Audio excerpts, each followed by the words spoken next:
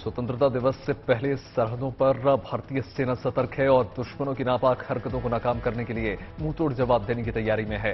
जम्मू कश्मीर के अखनूर सेक्टर में नियंत्रण रेखा में इर्द गिर्द सेना के जवानों और सुरक्षा बलों ने दुश्मनों की हर हरकत से निपटने के लिए पुख्ता तैयारियां कर ली हैं। माना जा रहा है कि आजादी के जश्न के मौके पर फायदा उठाकर पाकिस्तानी घुसपैठिए और आतंकी भारतीय इलाकों में घुसपैठ की कोशिश कर सकते हैं।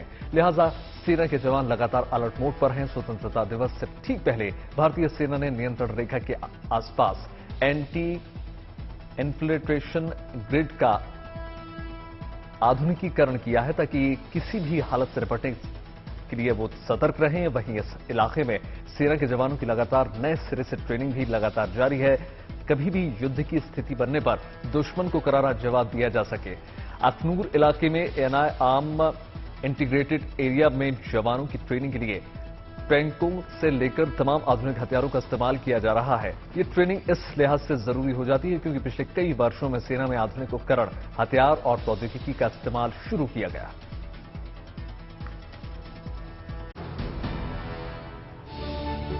जम्मू कश्मीर में बन रहे दुनिया के सबसे ऊंचे चेनाब रेलवे पुल की ओवरआर्च का काम पूरा हो गया। शनिवार को पुल का गोल्डन जॉइंट यानी कि आखिरी जोड़ लगाया गया। इसके बाद पुल बनाने का 98% काम पूरा हो गया। इस मौके पर वर्कर्स ने तिरंगा फहराया। ब्रिज का निर्माण Konkan railway Udhampur Srinagar Baramulla rail link परियोजना के तहत हुआ है। इस प्रोजेक्ट की लागत लगभग 28,000 करोड़ रुपए है। इस ब्रिज को बनाने में काफी चुनौतियों का सामना करना पड़ा है। खराब मौसम, सर्दी, ऊंचाई से जूझते हुए वर्कर्स ने इसे इस अंजाम तक पहुंचाया है, जिसकी खुशी का अंदाजा इन तस्वीरों में लगाया जा सकता है। 1.3 किलोमीटर लंबे रेल ब्रिज की नदी तल से ऊंचाई 359 मीटर है। यह 324 मीटर ऊंचे एफिल टावर से भी 35 मीटर ऊंचा है। भारत माता की जय। भारत माता। तिरंगा यात्रा की आपने कई शानदार तस्वीरें देखी होंगी। घर घर तिरंगा अभियान को सफल बनाने के लिए हर तरह की यात्रा निकाली जा रही है, लेकिन ये तस्वीर थोड़ी सी अलग है। उत्तराखंड के उधम सिंह नगर में सरकारी अधिकारी समेत कई पढ़े लिखे युवाओं ने खेतों का रुख किया। किसानों को काशीपुर के एसडीएम अभय प्रताप सिंह ने तिरंगा दिया। साथ ही किसानों के साथ खुद धान की रोपाई की, किसानों का हौसला बढ़ाया। एसडीएम का मानना है कि किसान खेती की वजह से सुबह से घर से दूर रहते हैं, ऐसे में इन तक कोई नहीं पहुंच पाता, इसीलिए इन्होंने किसानों तक पहुंचने का फैसला किया। हम लोग काशीपुर क्षेत्र में ढकिया गांव में जाके किसानों के साथ उनको सम्मानित किया। उनके साथ हमने धान की रोपाई भी की, उनके साथ हमने वहां झंडे भी फहराए। इतना ही नहीं, काशीपुर एसडीएम ने गांव के युवाओं को ये जिम्मेदारी सौंपी कि हर घर तिरंगा अभियान को जोरदार तरीके से सफल बनाया जाए।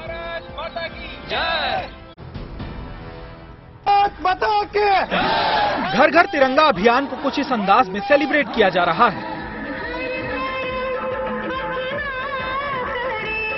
तस्वीरें बिहार के सुपौल जिला की हैं, जहां नेपाल बॉर्डर वाले इलाके में लोगों ने बढ़ चढ़कर इस अभियान में हिस्सा लिया। आम लोगों ने हाथों में तिरंगा लेकर पैदल मार्च किया। काफी संख्या में महिलाएं भी इसमें शामिल हुई।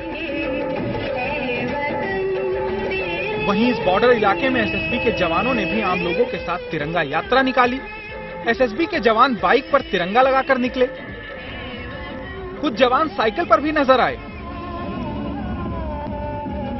राष्ट्रभक्ति के गानों के बीच तिरंगे की ये यात्रा देखते ही बन रही थी। एसएसबी की तरफ से आम लोगों को तिरंगा भी दिया गया। इससे पहले एसएसबी के जवान पूर्णिया से साइकिल यात्रा के साथ वीरपुर पहुंची। वीरपुर में ही एसएसबी की 45वीं बटालियन का मुख्यालय है। तिरंगा अभियान में धोनी ने अपने ही अंदाज में हिस्सा लिया है। घर घर तिरंगा अभियान को अपना समर्थन देते हुए धोनी ने अपने इंस्टाग्राम पर प्रोफाइल में तिरंगे की तस्वीर लगाई। धोनी ने लंबे समय बाद अपने इंस्टाग्राम की प्रोफाइल को बदला है। धोनी सोशल मीडिया पर लंबे समय से दूरी बनाए हुए थे। उन्होंने आखिरी बार 582 दिन पहले इंस्टाग्राम पर अपनी बागवानी का एक वीडियो इंस्टाग्राम पर शेयर किया था,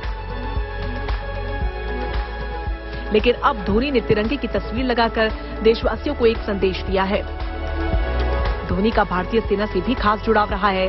पैराशूट रेजिमेंट के 106 पैरा टेरिटोरियल आर्मी बटालियन का हिस्सा है। भारतीय सेना ने उन्हें मानद रैंक दी हुई है। इसके तहत धोनी भारतीय सेना में लेफ्टिनेंट कर्नल भी हैं। धोनी भारतीय सेना में कठिन ट्रेनिंग के साथ साथ अपनी सेवा भी दे चुके हैं। जाहिर है आजादी के अमृत महोत्सव को हर हिंदुस्तानी अपने अंदाज में खास बनाना चाहता है और धोनी भी इसमें सबसे आगे नजर आ रहे हैं। आजादी के अमृत महोत्सव और हर घर झंडा अभियान को देखते हुए काशी की हजारों साल प्राचीन बुनकरी परंपरा को नई दिशा मिली। बनारसी साड़ी बनाने वाले जुलाहे अब अपने ताने बाने में भारत का राष्ट्रीय तिरंगा बुन रहे हैं। 16 आने बनारसी साड़ी के जैसे, माने कि फैब्रिक का कपड़ा, रेशम के धागे, वही हथकरघा, वही बुनकर और वही कारीगरी आपको इस तिरंगे में दिख जाएगी। तिरंगे में केसरिया, सफेद और हरा के बीच अशोक चक्र को रेशम के धागे से बुना गया है। लोगों ने इसको बड़ी चाहत से और बड़े दिल से, बड़े प्यार मोहब्बत से इसको बनाया है, ताकि प्रधानमंत्री जो हमारे मोदी जी का सपना था कि हर घर झंडा लहराए, तैयार करके पूरे बांटने की प्रयास कर रहे हैं।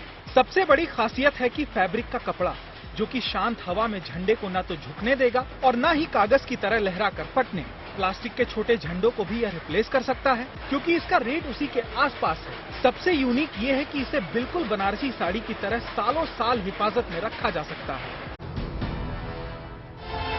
ये देश के वो सूरमा हैं जिन्होंने इंग्लैंड के बर्मिंघम में भारत का मान और सम्मान बढ़ाया है।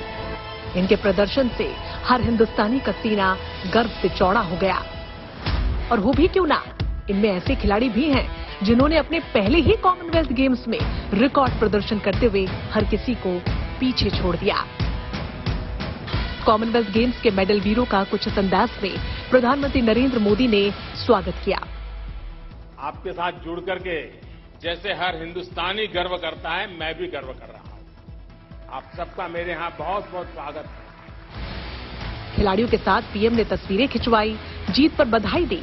पहली बार कॉमनवेल्थ गेम्स में हिस्सा लेने वाले जो खिलाड़ी मेडल से चूक गए, पीएम मोदी ने उनका भी हौसला बढ़ाया, आगे की रणनीति तैयार करने की सलाह दी। इस दौरान प्रधानमंत्री मोदी के साथ खेल मंत्री अनुराग ठाकुर और खेल राज्य मंत्री निशित प्रामाणिक भी मौजूद थे।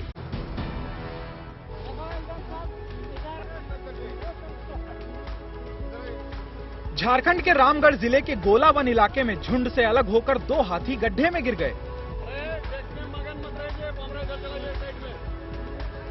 जिसके बाद गिरे हाथी को 3 घंटे के कड़े रेस्क्यू ऑपरेशन के बाद बाहर निकाला जा सका। स्थानीय प्रशासन ने जेसीबी की मदद ली और कड़ी मशक्कत के बाद हाथी को बचाया जा सका। स्थानीय लोगों ने भी काफी मुस्तैदी दिखाई। पहले प्रशासन के साथ साथ वन विभाग के अधिकारियों को इसकी सूचना दी। साथ ही अंधेरा होने की वजह से वन विभाग के कर्मचारियों को काफी परेशानी का सामना करना पड़ रहा था। ऐसे में स्थानीय लोगों ने मशाल बनाकर रेस्क्यू ऑपरेशन की मदद की। झारखंड के कई इलाकों में अक्सर हाथियों का उत्पात देखने को मिलता है। ये दोनों हाथी भी रात के वक्त भिंडी खाने के दौरान गड्ढे में गिर गए थे। प्रधानमंत्री नरेंद्र मोदी ने आजादी के अमृत महोत्सव के तहत हर घर तिरंगा अभियान की शुरुआत कर दी है। ये अभियान 15 अगस्त तक जारी रहेगा। इस मौके पर प्रधानमंत्री की मां हीराबेन ने गांधीनगर में अपने आवास पर तिरंगा फहराया। हीराबेन मोदी ने इसी साल जून में अपना 100वां जन्मदिन मनाया था, तब प्रधानमंत्री नरेंद्र मोदी भी गांधीनगर गए थे। केंद्र सरकार ने देश की आजादी की 75वीं वर्षगांठ मनाने के लिए सभी देशवासियों से अपने घरों पर तिरंगा फहराने का आह्वान किया है। हीराबेन मोदी ने शनिवार को खुद भी अपने आवास पर तिरंगा फहराया और छोटे बच्चों को राष्ट्रीय ध्वज भी बांटे। हीराबेन मोदी गांधीनगर में प्रधानमंत्री के छोटे भाई पंकज मोदी के साथ रहती हैं। हर घर तिरंगा को देखते हुए इस कार्यक्रम में प्रधानमंत्री नरेंद्र मोदी की मां खुद इस अभियान में सबसे पहले बढ़ चढ़कर आगे आ रही हैं। बच्चों को एक एक करके झंडा बांटती प्रधानमंत्री नरेंद्र मोदी की मां।